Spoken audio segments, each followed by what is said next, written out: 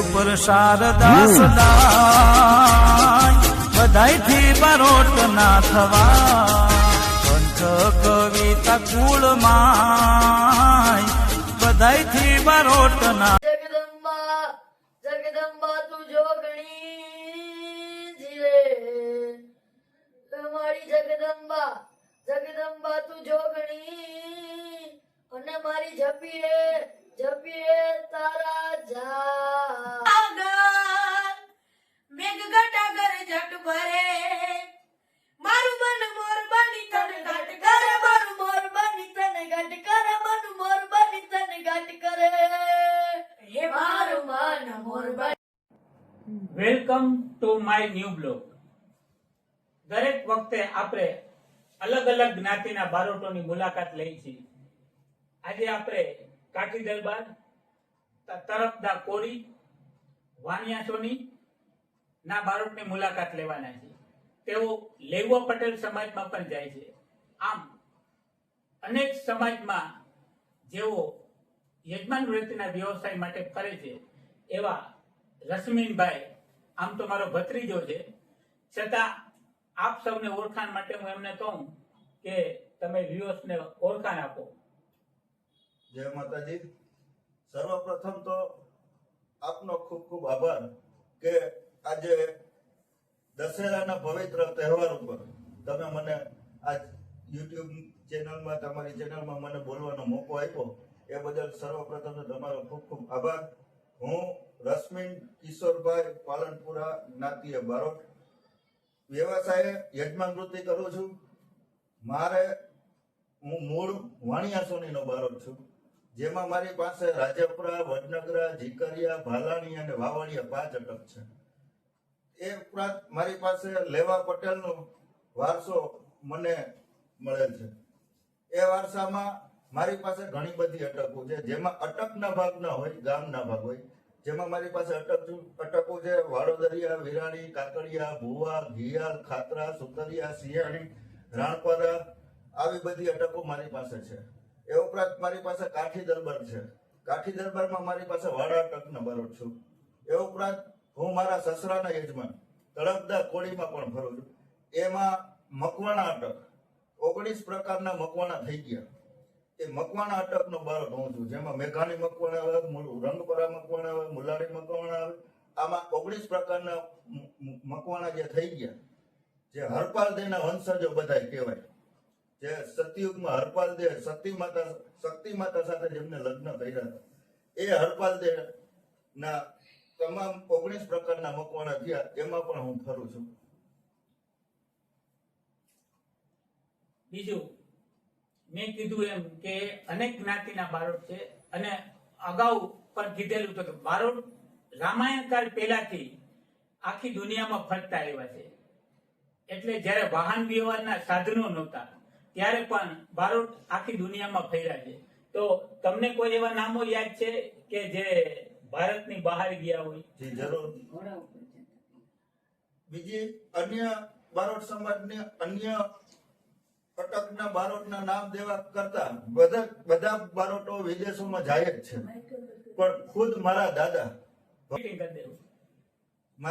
ભગવાનજી બાપા, જે પેલા વાહન વ્યવસ્થા નહોતી, પ્લેન નહોતા, ટ્રેન નહોતી, એ સમય સ્ટીમર વાહનમાં હતું. દરિયાઈ માર્ગે અમેરિકા ગયેલ અને ત્યારે એમને એક વાર્તા ચાલુ કરી હતી. 14 દિવસનો રસ્તો હતો. મારા દાદા કહેતા અને એના યજમાનો અત્યારે મને કહે છે કે 14 દિવસની વાર્તા તમારા દાદાએ જે ચાલુ કરી હતી, 14મા દિવસે પછી એને પૂરી કરી હતી. તો એમની પાસે સાહિત્ય કેવડું. બીજું, અમારા ઈ જ દાદાના કાકા બાપાના ભાઈઓ પોપટલાલ, લાલજી પોપટ, લાલજી બાપુના પિતાશ્રી પોપટ બાપા, જે મુંબઈમાં રેડિયો આર્ટિસ્ટ હતા, એમની પોતાની લોક વાર્તા રેડિયોમાં રજૂ કરતા. 40 કેસેટો, 40 એપિસોડ એમના મુંબઈના રેડિયોમાં પડી છે. એ ઉપરાંત અમારે એક લાખા બાપા થઈ ગયા, જે તમારા દાદા થાય, બરોબર. એમની પાસે પણ અઢળક સાહિત્ય હતું. આ લોકો જ્યારે યજમાનમાં ફરતા, લાખા બાપુ, ભગવાનજી બાપુ, અને પોપટ બાપુ. હિંમત બાપુ. આ લોકો જ્યારે જેતમનમાં ફરતા ત્યારે એ ત્રણેયની એક મેઇન વાર્તા હતી. જે વાર્તા યજમાનો આજે મને કે જો પછી મારા યજમાનમાં ગયો તોય ભલે, લાખા બાપુના યજમાન મને ભેગા થયા હોય તોય ભલે, કે પોપટ બાપાના યજમાનો ભેગા થયા હોય તોય ભલે, એ એમ કહેતા કે ત્રણ ભાઈઓ ભેગા ફરતા યજમાનમાં અને એક વાર્તા કરતા આંધળીમાંનો કાગળ. આ આંધળીમાંના કાગળનું વર્ણન જ્યારે યજમાનો અમને કહેતા કે જ્યારે આ ત્રણ બારોટો ભેગા મળે અને અથવા તો અલગ અલગ આવે, જ્યારે આ વાર્તાનું વર્ણન કરતા ત્યારે યજમાનો બધા ચોધાર આંસુએ રોતા કે મા દીકરાનો વિયોગ કેવો હોય. આવી વાર્તા હતી. એ સમય આવ્યો આપણે ક્યારેક એનું કડિયું લેશું. આપણામાં કહેવત છે કે મોરના ઈંડા ચિતરવા ન પડે, એમ અમારા બારોટો નાનપણથી જ કલા, સાહિત્ય અને સંગીત સાથે સંકળાયેલા હોય છે. એમના દીકરા જય અને ભત્રીજા એની થોડીક ઓળખાણ આપશે. મારો દીકરો જય જે અત્યારે 10મામાં અભ્યાસ કરે છે અને સાથે સાથે અમે જ્યારે નવરાત્રીમાં ગરબા ગાતા હોય કે કોઈ પણ જગ્યાએ અમારા માતાજીના મઢે કે સુરાપુરા દાદાના સાનિધ્યમાં ભેગા થયા હોય ત્યારે પણ એ ગરબા ગાય છે, માતાજીના દુહાછંદ ગાય છે. આ બારોટ સમાજની કોઈ શાળા નથી હોતી. બારોટના છોકરાઓને ક્યાંય સંગીત શીખવા જવું નથી પડતું. પણ જ્યારે બારોટનો દીકરાને કોઈ પણ ઇન્સ્ટ્રુમેન્ટ આપવામાં આવે છે એટલે માતાજી સરસ્વતીની કૃપાથી, જ્વાળાદેવી માતાજીની કૃપાથી એ દીકરો ઓટોમેટિક ઇન્સ્ટ્રુમેન્ટ વગાડે છે. આ બે છોકરાઓ જ આજે છે. આ ધાર્મિક છે, મારો ભત્રીજો છે. આને પણ માતાજીની કૃપાથી અત્યારેથી નાની ઉંમરમાં એ ગરબીમાં પણ દોરાવા જાય છે, ઘરે પણ ગરબા ગાય છે, દુહાછંદ ગાય છે. આ બધી માતાજીની કૃપા છે. એ ઉપરાંત 2 જણા ઢોલ પણ વગાડે છે. હજી ધાર્મિક થી નાનો એક મારો ભત્રીજો છે કુલદીપ, જે હજી ઉગતું બી છે. આ તો ઉગતું બી છે જ, પણ એ ઉપરાંત કુલદીપ પણ ઉગતું બી છે, જેની ઉંમર અત્યારે 7 થી 8 વર્ષની માંડ છે. એ છોકરો પણ જયારે તગારી કે ઢોલ લઈને બેસી જાય છે તો એ પણ સુરતાલની સાથોસાથે વગાડે છે. કહેવાનો મતલબ કે બારોટના દીકરાને ક્યાંય સંગીત સ્કૂલમાં જવાની જરૂર નથી રહેતી. એને માં ભગવતી સરસ્વતીની અસીમ કૃપા હોય છે અને એ ઇન્સ્ટ્રુમેન્ટ કોઈ પણ વગાડી શકે છે અને ગાઈ પણ શકે છે. આપણે જય અને ધાર્મિક પાસે થોડાક સમય પછી દુવા, છંદ અને ભગવતી સ્તુતિ સાંભળશું, નગારું અને ઢોલ પણ સાંભળશું. પણ એ પહેલા તમારી પાસે 4 જ્ઞાતિના બારોટો, આ સિવાય પણ બીજી જ્ઞાતિના બારોટો પણ તમને યજમાનમાં સાથે થઈ જાય છે. તો આ બધા જ્ઞાતિમાં તમે જાઓ તો એમાં તમને શું ફેર જોવા મળે છે? જો દરેક જ્ઞાતિમાં ફરવાના નિયમો અલગ અલગ હોય છે. જેમ કે અમે વાણિયા સોનીમાં જઈએ તો વાણિયા સોનીના કુટુંબ એક ગામમાં ન રહેતા હોય, અલગ અલગ એક ગામમાં સોનીનું 1 કે 2 ઘર માંડ હોય. સિટીમાં જાય તો સિટીમાં બધા અલગ અલગ રહેતા હોય. તો ત્યાં અમારો નિયમ એવો છે કે યજમાન અને બારોટ 2 સામસામા બેસીને નામ લખી દે છે. જ્યારે એના માતાજીએ કે સુરાપુરાએ જાય ત્યારે બારોટ આખા ચોપડાનું વર્ણન કરે છે કે તમારી ઉત્પત્તિ આ છે. એ ઉપરાંત મારી પાસે લેવા પટેલ જ્ઞાતિ છે. તો લેવા પટેલને મેં તમને કીધું મારી પાસે આટલી બધી અટકો છે. તો આ બધી લેવા પટેલમાં જ્યારે અમે ફરતા હોય છે ત્યારે એમના મોટા મોટા ફળીવાળા મકાન હોય છે. એના ફળીમાં કે ઓસરીમાં ડાયરા થાય છે. બારોટ એમની ઉત્પત્તિ, એનો ઇતિહાસ એને સંભળાવે છે અને ચોપડાનું નામકરણ છોકરાઓનું કરે છે. તો આજ માતાજીની દયા. પછી કાઠી દરબાર છે. કાઠી દરબારમાં નિયમ એવો છે કે બારોટ કોઈ યજમાનના ઘરે નામ નથી લખતા, એ ચોરે બેસીને નામ લખે છે. પછી મારી પાસે તળપદા કોળી, હું મારા સસરાનો ગરાસ કરું છું. એ તળપદા કોળીમાં એ કોઈના ઘરે નામ નથી લખતા, કોઈના ફરીમાં નામ નથી લખતા, કોઈ પંચાયતે બેસીને નામ નથી લખતા કે ચોરે બેસીને નામ નથી લખતા. એના નામ એમના માતાજીના મોઢે લખાય છે. આજ માતાજીની અસીમ કૃપાથી મેં અમારા પાલનપુરા પરિવારને લગતા, અમારા માતાજી સુરાપુરા દાદા ના લગતા 40 થી 45 ગરબા મેં લખેલા છે. એ આપણે ફરી ક્યારેક રજૂ કરશું. પણ આજ યજમાન અને બારોટ વિશેની વાત હાલે છે તો ખાલી એક કડી હું તમને જણાવું કે યજમાન માટે બારોટ લખતા હોય છે. તો ઘણા બધા યજમાનો માટે મેં ઘણા બધા ગરબા લખ્યા છે. પણ એમાં એક કડી અત્યારે એક યજમાન પૂરતી મેં વાળોદરિયા પરિવાર માટે મેં લખેલો છે ગરબો, એક કડી હું તમને રજૂ કરું છું. એ વાળોદરિયા કુળની કુળદેવી આવે, એ વડા રે ગામથી રે આવે રે ખોડિયાર રમવાને આવે. વડા રે ગામથી જાગા બાપા આવે, એ ખોડિયાર માનું ત્રિશુલ લઈને વેલા રે આવે. વાળોદરિયા કુળની કુળદેવી આવે. આવા જ્યારે મને યજમાનોએ તેડાવેલા છે, કયા સમયે તેડાવેલા કે જ્યારે યજમાનને કોઈ જાતનો જવાબ ન મળતો હોય, ભુવા બ્રાહ્મણો પાસે જઈને થાકી ગયા હોય, ત્યારે બારોટને તેડાવે છે અને ભુવા અને બ્રાહ્મણો એમ કહે છે કે હવે તમે તમારા બારોટજીને તેડાવો, એ તમને આમાંથી કઈ રસ્તો બતાવશે. તો અમે પણ એક પામર મનુષ્ય જ છીએ, પણ જ્યારે બારોટનો દીકરો ચોપડા ઉપર બેસી જાય અને ચોપડામાં લખાણ જે છે એ લખાણનું વાંચન કરે, ત્યારે ભગવતીની કૃપાથી જે યજમાનને જે કઈ પ્રોબ્લેમ હોય છે, જે કઈ તકલીફ હોય છે, એ તકલીફનું સમાધાન બારોટ કરાવી આપે છે. કે કઈ રીતે કે માની લ્યો કે એમને કોઈ માતાજીને પ્રોબ્લેમ હોય, સુરાપુરાનો પ્રોબ્લેમ હોય, કુળદેવીનો પ્રોબ્લેમ હોય, પિતૃદેવનો કઈ પણ પ્રોબ્લેમ હોય, ચોપડામાં એ લખાણ નથી હોતું કે આને આ તકલીફ છે. પણ જ્યારે બારોટનો દીકરો ચોપડા ઉપર બેસી જાય છે, ત્યારે માં ભગવતી સાક્ષાત જ્વાળામુખી માતાજી, સરસ્વતી માતાજી એની જીભ ઉપર વાસ કરે છે.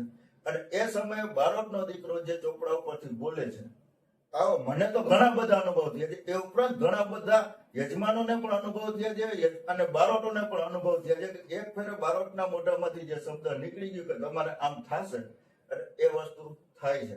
એટલે આવા સમયે જ્યારે યજમાનો તેડાવે છે, ત્યારે હું ત્યાં જાઉં છું અને એ સમયે મને જે ભગવતીએ સુજાડ્યું છે જે પરિવાર માટે, એ પરિવાર માટે મેં એ ગરબા લખેલા છે અને સમય આવ્યો હું એ ગરબા યજમાનોની સામે રજૂ કરું છું. હમણાં જ કીધું એમ કે બારોટ જયારે ચોપડા ઉપર બેસી જાય છે, ત્યારે માં ભગવતી એને ચિંતારે છે કે શું થવાનું છે. કોઈ એમ કહે કે જા માતાજી તને દીકરો આપશે, તો બારોટે યજમાનોના ઘરે દીકરા આપ્યાના પણ દાખલા છે. અને મારા દાદા રૂપસંગ પરસોત્તમ કે જે વાણિયા સોનીના બારોટ હતા, એ એક વખત ધોરાજી ગયા, ત્યારે એને એક યજમાનોને જે વાત કરી એ તમને યાદ હોય તો કયો. જી, જ્યારે રૂપસંગ બાપા યજમાનના ઘરે ગયા, ઉતારાનું ઘર હતું, એ ઉતારાના ઘરે પોતાના ચોપડા રાખ્યા યજમાનોના, પોતાના કપડાનો થેલો રાખ્યો. એટલે યજમાને કીધું કે બરોબર તમે ખરા ટાઈમે આવ્યા છો. આજ અહીંયા આપણી જ્ઞાતિનું સોની જ્ઞાતિનું આજે સ્નેહ મિલન છે અને ત્યાં બધાનો જમણવાર છે, તો આપણે તમે પણ ત્યાં ભેગા પ્રસાદી લઈ લેજો. પણ આમાં ઘણી વખત એવું બનતું હોય છે કે અમુક યજમાનોને બારોટ આવે એ ગમતું નથી હોતું, તો એને એ સમયે બારોટજીનું એટલે કે રૂપસંગ બાપાનું એને અપમાન કરેલું, અને એ સમયે બારોટજીના મોઢામાંથી જે શબ્દ નીકળી ગયા હતા, એ શબ્દ હું જાહેરમાં નહીં બોલું, એ લોકોને ખ્યાલ જ છે, એ જાહેરમાં નહીં બોલું. પણ આજની તારીખમાં એ લોકો, એ સમાજ એ જગ્યા પર ત્યાં નિરાતે બેસીને ખાઈ શકતા નથી. કારણ કે રૂપસંગ બાપા પંગતમાં જમવા બેઠા હતા અને પંગતમાંથી ઉભા કર્યા હતા, ત્યારે પાણીનો કળશો હાથમાં લઈને અંજલિ છાંટીને કીધું હતું બરોબર કે આ વસ્તુ અહીંયા બનશે. આજની તારીખમાં પણ એ જગ્યા ઉપર જ્યારે એને લોકોના માતાજીના મઢ છે, સુરાપુરા દાદા છે, સતી માતાનું સાનિધ્ય છે, છતાં એ લોકોના દર્શન કરવા જવું હોય તો ત્યાંના પૂજારી દરવાજો ખોલે તો દર્શન કરવા જઈ શકે છે, નકર જઈ શકાતું નથી. જાજુ વર્ણન કોઈ પણ સાંભળવું હોય તો રૂબરૂ મારી પાસે આવીને વાત કરી શકે છે, અને હું એમને પ્રૂફ સાથે કહી શકીશ કે આ જગ્યા, આ સ્થળ, આ ગામ, આ અટક અને આ જ્ઞાતિ પ્રૂફ સાથે હું આપી શકીશ. આપણે સૌ જાણીએ છીએ કે બારોટ એ દેવી પુત્ર છે. માં ભગવતીના આશીર્વાદ હંમેશા એની સાથે જ હોય છે, પણ માતાજીના આશીર્વાદ એમને એમ નથી મળતા. બારોટે પણ એના નિયમો પાળવા પડતા હોય છે. ખાસ કરીને જ્યારે વર્ષમાં 4 નવરાત્રી આવે છે ત્યારે એ માતાજીનું અનુષ્ઠાન કરે છે. અને આપણે રશ્મિનભાઈ પાસે જાણીએ કે તેઓ નોરતા દરમિયાન શું કરે છે. નવરાત્રી દરમિયાન તમે કીધું એમ કે 4 નવરાત્રી આવે છે, તો જો બારોટનો દીકરો 4 નવરાત્રીમાં યજમાનમાં ફરે તો પોતાનું પુણ્યનું ભાથું બાંધી ન શકે. એટલે હું આસો નવરાત્રીમાં કોઈ પણ યજમાનના ઘરે હું જતો નથી. બાકી માગસર મહિનાની નવરાત્રીમાં જાઉં છું, મહા મહિનાની નવરાત્રીમાં જાઉં છું, ચૈત્ર મહિનાની નવરાત્રીમાં હું યજમાનોમાં જાઉં છું. પણ આસો નવરાત્રીમાં હું શું કામે નથી જતો? કારણ કે બારોટના દીકરાએ યજમાનને આપવાનું છે. શું આપવાનું? તો આશીર્વાદ આપવાનો. તો આશીર્વાદ આપવા માટે થઈને બારોટ પાસે પુણ્ય બળ હોવું જોઈએ. તો એ પુણ્ય બળ ક્યાંથી ભેગું થાય? પોતાની કુળદેવીની આરાધના કરે, એમની પાછળ વ્રત તપ જપ કરે, તો કોકને, કારણ કે પુણ્ય બળ હશે, ભેગું થયું હશે, તો યજમાનને સુખી થાવ એટલું આશીર્વાદ દઈ શકાશે. નકર ઈ દઈ નથી શકાતું. કાંઈ ઇતર જ્ઞાતિ કોઈ આપને એમ નથી કહેતો સુખી થાવ. અને મને એ વાતનું ગર્વ છે કે બારોટ જેવી ઉચ્ચ જ્ઞાતિમાં મારો જન્મ થયો છે. વાત રહી નવરાત્રીની, તો નવરાત્રીમાં માતાજીના અનુષ્ઠાન કરું છું. મારા ઓપરેશન નતું તો ત્યાં સુધી હું રાત્રે એકટાણું કરતું. ઓપરેશન થયા બાદ હવે હું બપોરે એકટાણું કરું છું, કારણ કે શરીર છે, શરીરની હારે રહેવું પડે. પણ આ 9 દિવસ, આસો નવરાત્રીના 9 દિવસ દરમિયાન હું સંપૂર્ણ મૌન વ્રત પાડું છું. સવારમાં દી ઉગે તે સાંજે દી આચમે, માતાજીની આરતી કર્યા બાદ હું માતાજીના નામ લઈ આરતી કરી અને પછી હું ઘરમાં બધા સાથે ચર્ચા કરું છું.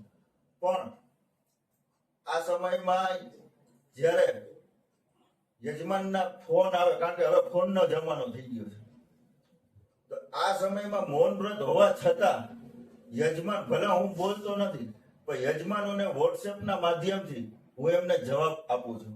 મારા ઘરના ફોનમાં વાત કરે, એ મને પછી વાત કરે કે ભાઈ આ રીતે આ યજમાનનો ફોન છે, આ ગામથી ફોન છે, આમની આ અટક છે, તો આપણે એને શું જવાબ આપવો? એટલે હું એમ કહું કે એને કે વોટ્સએપમાં વાત કરે, એટલે હું એને વોટ્સએપમાં જવાબ આપું છું. કારણ કે નવરાત્રી દરમિયાન યજમાનોના મોસ્ટ ઓફ ફોન એવા આવતા હોય કે અમારે નિવેદ શું થાય. છઠ સાતમથી ફોન ચાલુ થઈ જાય, આઠમની સંધ્યા સુધી ફોન બધાના આવતા હોય કે અમારે નિવેદ શું થાય. તો જ્યારે બારોટ તમારા આંગણે આવે છે ત્યારે બારોટ જે ચોપડો વાંચે છે, તમારો આખો ઇતિહાસ કહે છે, તો એ સમયે યજમાનની આંખો ક્યાં હોય છે, એના કાન ક્યાં હોય છે, એ મને સમજાતું નથી. કારણ કે બારોટ જેથી નામ લખવા બેઠો હોય યજમાનના ઘરે, ત્યાં દિવસે એ લોકો ક્યાં નજર રાખે છે, ક્યાં એના કાન છે, એનું દિલ કઈ બાજુ છે. કારણ કે કોઈ પણ બારોટ યજમાનના ઘરે ગયો એટલે દીકરાનું નામ ચોપડે ચડાવે એટલે એને એનો આખો ઇતિહાસ એને સંભળાવ્યો હોય. તો છતાંય ભલે અમને કાંઈ વાંધો નથી, પણ જ્યારે યજમાન ફોન કરે છે ત્યારે આ વાતનો થોડોક દુઃખ થાય છે કે બારોટ જ્યારે એનો પોતાનો ઇતિહાસ કહે છે, યજમાનનો પોતાનો, તે દિવસે એ લોકો સરખું સાંભળતા નથી અને પછી પાછળથી ફોન આવે છે. અમે ફોન અડધી રાત્રે પણ યજમાનને જવાબ દેવા માટે બંધાયેલા છે, કારણ કે એમનું પિતૃ પુરાણ અમારી પાસે છે. આને માને તો પિતૃ પુરાણ કહેવાય, ન માને તો કાગળનો વીટલો જ કહેવાય, જે બારોટજી ચોપડો લઈને આવે છે એનું. એ ઉપરાંત પિતૃ પુરાણ તો કહેવાય, પણ પર્યા પુરાણ પણ કહેવાય. પર્યાગત જેને કહે, 4 ગત કીધી: નાગગત, ગંગાગત, અભ્યાગત અને પર્યાગત. આ 4 જ્ઞાતમાંથી એક ગત પર્યાગત પણ કહેવાય, જેને બારોટનો ચોપડો કહેવાય. અમુક આજ તમે બહુ સરસ મુદ્દો ઉઠાવ્યો કે બારોટ યજમાનના ઘરે શું કામે આવે, બારોટની જરૂરિયાત શું, અને બારોટ ન આવે તો ગેરફાયદો શું. આ ત્રીજો શબ્દ હું ઉમેરું છું. હવે બહુ તમે મુદ્દાનો પ્રશ્ન ઉઠાવ્યો છે, કારણ કે આજના યુગમાં કોઈને એ ખ્યાલ નથી કે બારોટ એટલે શું. બારોટ જ્ઞાતિ એવી છે કે જેને 18 વરણ બારોટ જી કહીને બોલાવે છે. બારોટ પાસે ચોપડા છે એ કોઈ પણ જ્ઞાતિના, કોઈ પણ કુટુંબના વંશનું પિતૃ પુરાણ જેને કહેવાય છે. તો ઘણી વખત યજમાનો એમ કહેતા હોય કે ભાઈ પહેલી વખત કોઈ યજમાનના ઘરે ગયા હોય એટલે એ હોય ડેલાની અંદર, અમે હોય ડેલાની બહાર, જ્યારે કોઈ યજમાન એમ કહે કે અમારે બારોટની જરૂર નથી, તો એને શું ગેરફાયદો? એમ કહે કે ભાઈ અમારે હવે બારોટની જરૂર નથી, કોર્પોરેશનની ઓફિસમાં કે પંચાયતની ઓફિસમાં અમે નામ લખાવી દેશું તો હાલશે. પણ ભાઈ યજમાન જોડી વિનંતી કરું છું કે પંચાયતની ઓફિસ અને કોર્પોરેશનની ઓફિસ તો હમણાં રાજાશાહી આવ્યા પછી થઈ, તો આ દીકરોનું નામ પેલા તમારા ગઈઢાવે ક્યાંક તો યાદી રાખી હશે ને. તો એક જ માધ્યમ છે બારોટજીનો ચોપડો, કે ત્યારે એક તમને સાખી કહીને કહી શકું, નામ ન કુલે વૃતાહીનમ નામ પ્રમાણ ઇતિમે મતિ અન્ય સ્વહપી જાત નામ ઋષમે વિશ્વાસ્યતિ.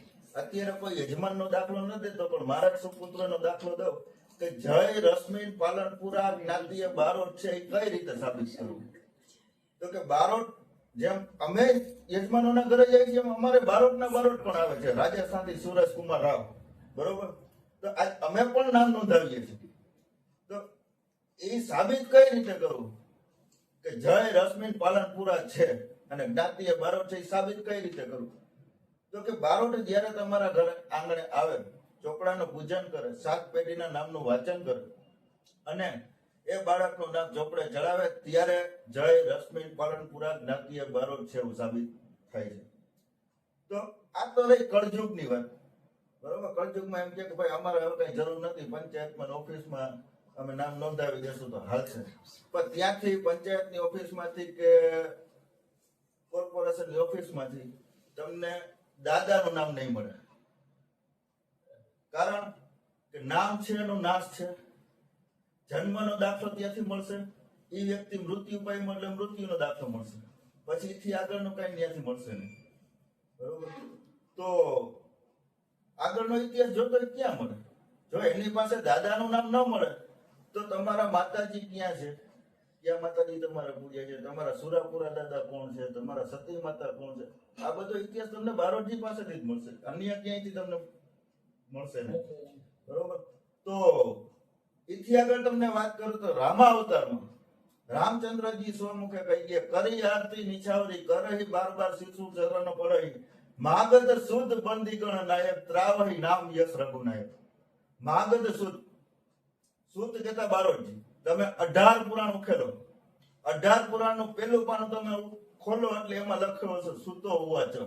આ સૂતજી કોણ છે? સૂતજી છે એ બારોટ છે. 18 પુરાણ લખાણા, એમાં દરેક પુરાણમાં સૂતજીનો ઉવાચ છે જ, સૂતજીના હાથે લખાયેલા પુરાણો છે, બરોબર? એથી આગળ એમાં વધારે સમય ન લેતા સતયુગમાં શંકર ભગવાને પાર્વતીજીને કીધું, વડ તાત ગોત્ર વંશાવળી મનુષ્ય સુને નિર્મળમતી બારોટ સુનાવે પર્યા કથા અવગત હવે સદગતિ જે દીકરો કે દીકરી 12 માસનો થાય શંકર કહે સુન પાર્વતી મંડાવે પર્ય મહિના. કે 12 મહિનાનો દીકરો થાય ત્યાં સુધીમાં ચોપડે નામ ચડી જવું જોઈએ. આ હું આગળ જે બોલી ગયો, કારણ કે દુહા સાખી છંદ બોલે કોઈ ભાઈડા નથી જતું. આનો કહેવાનો મતલબ શું થાય છે? વડ તાત ગોત્ર વંશાવળી, વડ કહેતા તમારો આંબો, તાત કહેતા તમારા પૂર્વજો, દાદા પરદાદા એના દાદા. વડ તાત ગોત્ર, ગોત્ર કહેતા તમે કયા ઋષિના વંશજ. આજે અફસોસની વાત એ છે કે યજમાનોને પોતાના ગોત્રનો ખ્યાલ નથી અને કોઈ જ્ઞાતિની નિંદા નથી કરતો, પણ આજે કોઈ પણ ભૂદેવ કોઈ પણ કર્મ કરાવવા જાય છે ને, પછી સત્યનારાયણ ભગવાનની કથા હોય તો ભલે, માતાજીનો હવન હોય તો ભલે, સુરાપુરાનો હવન હોય તો ભલે, કે ભાગવત જેવી ભાગવત હોય તો ભલે, કોઈ યજમાનને ગોત્ર પૂછતું નથી. અમુક ગોત્ર એમ બોલે અને કાશ્યપ ગોત્ર બોલે, ગયું ગોત્ર કાશ્યપે ભણે, બરોબર? અમુક ગોત્ર એટલે હું તો આ હું બધે મા બાપ વગરના છે, ત્યાં પણ અમને થોડુંક દુઃખ થાય કે અમારા યજમાનોનું અપમાન થાય છે, બરોબર? તો ત્યાં અમને દુઃખ થાય, પણ છતાં યજમાનો કઈ નથી બોલતા એટલે અમે નથી બોલી શકતા. નકર તમે એક દાખલો મને દેખાડો કે વૈવંચા બારોટ ચોપડો લઈને એના યજમાનના ઘરે ગયા હોય તો કયા યજમાનના ઘરે ચોરી થઈ, એ ગામમાં કેદી ચોરી થઈ. આ કળજુગનો પુરાવો છે. પછી બારોટનો દીકરો બસમાં જાય તોય ભલે, ખટારામાં જાય તોય ભલે, મોટરસાયકલ લઈને જાય તોય ભલે, અને ફોર વ્હીલ લઈને જાય તોય ભલે. એના ભેગો ચોપડો હોય ને, કદાચ નદીના નીર વયા જતા હોય ને, નદી ઓવરફ્લો થતી હોય ને, તો બારોટના દીકરાનો કોઈ દી ચોપડો તણાનો નથી, કોઈ દી ઘરે ચોરી થઈ નથી, કે રસ્તામાં કોઈ દિવસ બારોટ હેરાન નથી થયું. હા, ગાડી છે, પંચર પડે, પણ કેવી રીતે યજમાનના ઘરે પૂગી ગયા પછી, અથવા તો નીકળવા ટાણે ખબર પડે ગાડીમાં પંચર છે. બાકી રસ્તામાં આજ દી સુધી કોઈ દિવસ બારોટની ગાડી હેરાન થયા હોય આવો કોઈ એક દાખલો નથી. કે તમે પણ ક્યાંય સાંભળ્યું નહીં, અત્યારે ટીવી છે, મોબાઈલ છે, યુટ્યુબમાં ન્યૂઝ બધા જોતા હોય, કોઈ દિવસ એવું સાંભળ્યું બારોટના ઘરે ચોરી થઈ હોય, વહીવંચા બારોટના ઘરે? બરોબર, આ તાકાત બારોટના ચોપડાની છે. બારોટ માને છે એને, પણ યજમાનો અમુક એમ કે અમને આમાં રસ નથી. બરોબર, તો ત્યારે શંકર ભગવાને પાર્વતીજીને કીધું, વડ તાત ગોત્ર વંશાવળી મનુષ્ય સુને નિર્મળમતી, બારોટ સુનાવે પર્યા કથા, અવગત હવે સદગતિ, જે દીકરો કે દીકરી 12 માસનું થાય, શંકર કહે સુન પાર્વતી મંડાવે પર્યા મહિના.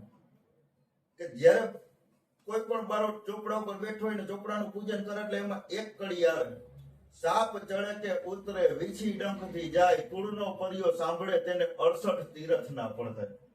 આ કડી જો બારોટ કોઈ પણ જ્ઞાતિનો બારોટ હોય, કોઈ પણ કુટુંબનો બારોટ હોય, અને કોઈ પણ બારોટ ગયા હોય, બરોબર, આ કડી પૂજનમાં આવે આવે ને આવે.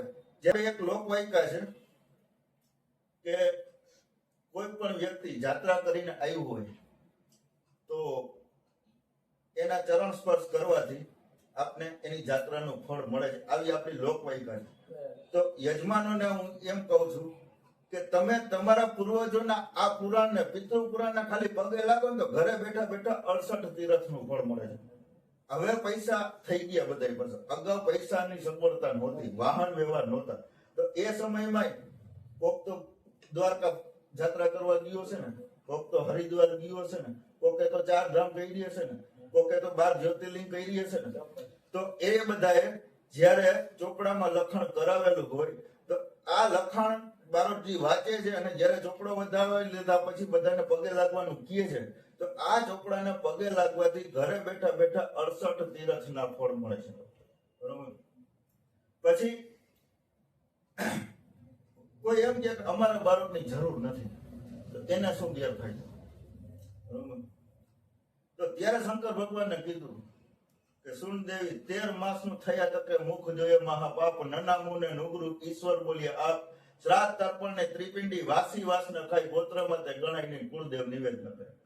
જે દીકરાનું નામ બારોટજીના ચોપડે નથી લખાતું એનો માતાજી પણ નિવેદ સ્વીકારતા નથી, પિતૃદેવ પણ એનો વાસ સ્વીકારતા નથી, બરોબર, કુળદેવી પણ એમના નિવેદ સ્વીકારતા નથી. અને એ પણ જાહેરમાં કહી દઉં કે અન્ય જ્ઞાતિમાં લગ્ન કરેલા કોઈ પણ યજમાન હોય, માની લો કે કોઈ પટેલ છે કે સોની છે, ઇતર જ્ઞાતિની કોઈ પણ સ્ત્રી સાથે લગ્ન કર્યા હોય તો એ દંપતીને સાતકે બેસવાનો અધિકાર નથી. શાસ્ત્ર ક્યાંય કોઈ એવું નથી કેતું કે આ દંપતીને તમે સાતકે બેસાડો, એને સાતકે બેસવાનો અધિકાર નથી. ઠીક છે, અત્યારે છોકરાઓ વરતા નથી, પરણતા નથી, અને ઇતર જ્ઞાતિની સ્ત્રીઓ સાથે ઘર સંસાર માંડે છે, પણ આગળ જતા બારોટજી કોઈ એના નામ માનતા નથી.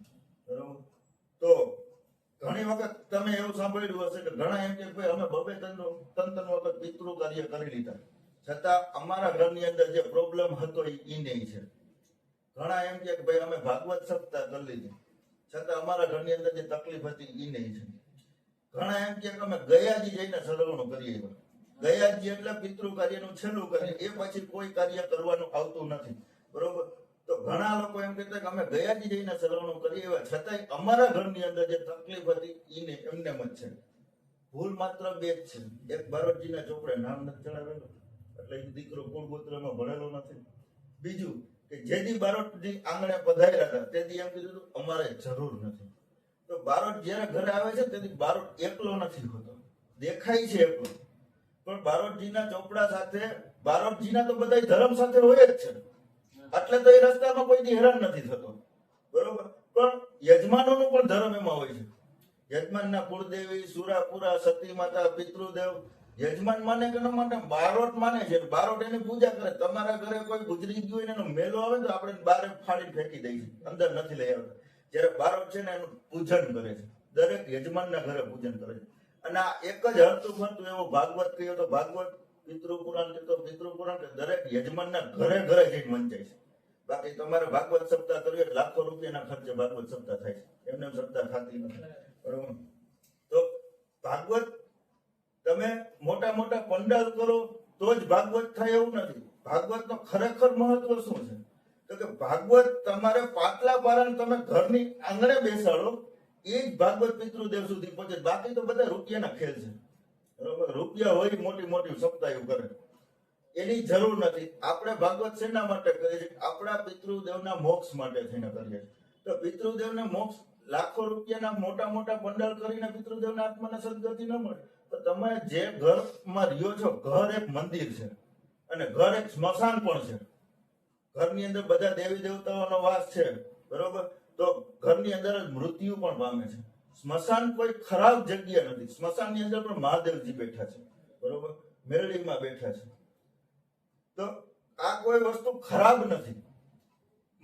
માણસની મનોવૃત્તિ પ્રકારની વિચારધારા એવી થઈ ગઈ કે આ વસ્તુ ખરાબ ને આ વસ્તુ સારી. કોઈ વસ્તુ ક્યાંય ખરાબ નથી અને કોઈ વસ્તુ ક્યાંય સારી નથી. સારી નથી શું કામે? કે કૃષ્ણ પરમાત્માને જેથી દેહ છોડવો હતો તેથી ક્યાંય એને જગ્યા નહોતી.